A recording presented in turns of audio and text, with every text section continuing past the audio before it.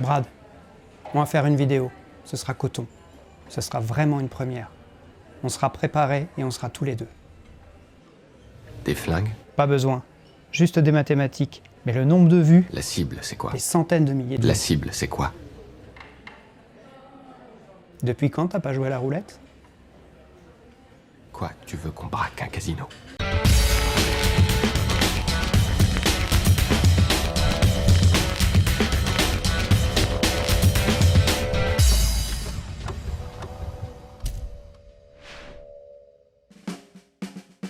Messieurs, nous sommes ici pour parler de la fameuse technique de la martingale. Une technique dont vous entendrez parfois qu'elle permet de s'assurer d'avoir 100% de gain à la roulette. Et aujourd'hui, nous allons la débunker. Bon bah on appelle les zététiciens et c'est réglé. Non, c'était un petit peu plus compliqué que ça. Ça va, merci. La roulette comporte exactement 18 numéros noirs et 18 numéros rouges. En théorie, le principe de la martingale est très simple. Si vous misez une somme, disons 1 euro sur une couleur et que c'est cette couleur qui tombe, comme le prévoit la règle du jeu, vous allez doubler votre mise. Vous aurez alors battu la banque. Si c'est la mauvaise couleur qui tombe, alors vous devez miser à nouveau sur votre couleur et cette fois le double de votre mise précédente. Et si votre couleur n'est toujours pas tombée, vous recommencez le processus en doublant à chaque fois votre mise. Votre couleur finira bien par tomber à un moment ou à un autre. Et par le procédé du doublement de la mise, non seulement vous allez vous rembourser de toutes vos mises, mais en plus vous allez remporter l'équivalent de votre mise de départ. Alors messieurs, on est bien d'accord que là vous gagnez 1 euro fictif. Mais imaginez que votre mise de départ soit de 1000 euros. Alors avec cette technique, vous êtes certain de récupérer vos 1000 euros plus 1000 euros de bonus. À ce moment-là, ils seront ferrés. Il ne nous restera plus qu'à leur faire comprendre à quel point cette technique est inefficace. Et comment tu vas leur faire comprendre? Regarde, j'ai prévu une illustration. La faille dans cette tactique se situe, messieurs, dans un numéro bien précis, le 0. Le 0, lui, n'est ni rouge ni noir. Ça n'a l'air de rien, mais ça déséquilibre totalement le jeu.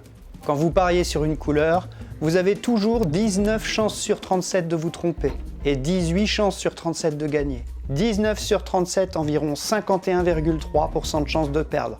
18 sur 37, environ 48,6% de chances de gagner. Dans ces petits écarts de pourcentage, c'est là que se trouve la marge du casino.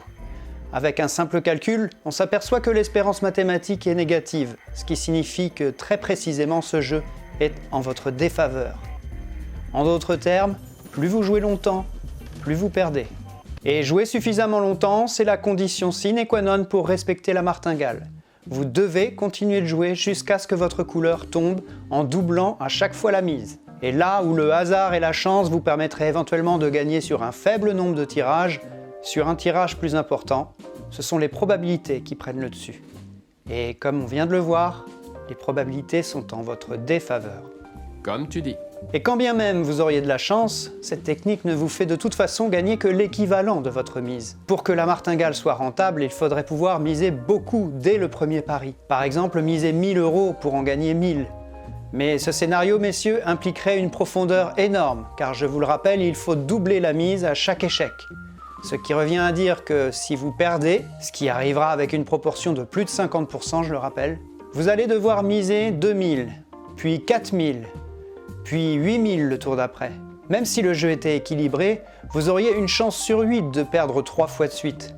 Rejouer une 4e fois vous coûterait donc la somme de 15 000 euros. Tout ça pour éventuellement en gagner 1000.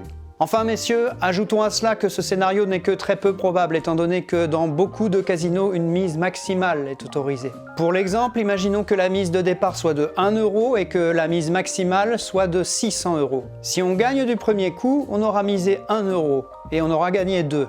Au total, un bénéfice de 1. Si on gagne du deuxième coup, on aura misé 2 euros, ce qui, ajouté à la perte du pari précédent, donne 3 euros. Pour un gain de 4, bénéfice de 1, encore une fois.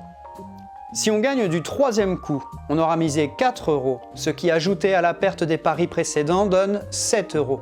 Pour un gain de 8, là encore, un bénéfice de 1 euro, etc., etc. Mais imaginez que vous perdiez les 9 premiers essais. Au 10e essai, on mise 512. Et si on ne gagne toujours pas, on ne peut pas doubler, la mise maximale étant de 600.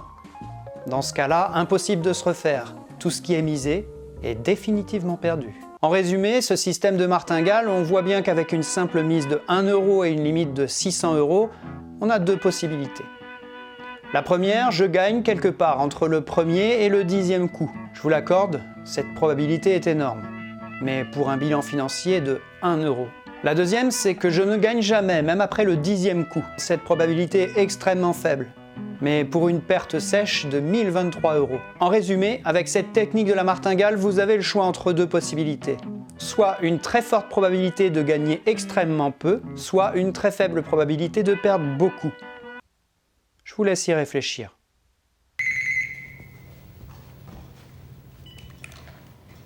Allô? Regardez la chaîne Matador. Qui est à l'appareil?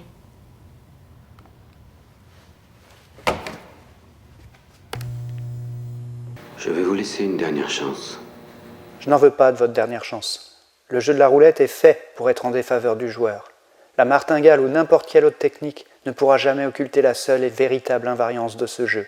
On a plus de chances de perdre que de gagner. C'est bon Brad, je te remercie de ton aide. Je pense que maintenant tout le monde est bien convaincu que martingale ou pas, le grand gagnant c'est toujours la banque. Passe le bonjour Hollywood pour moi. Ouais, salut ta mère pour moi.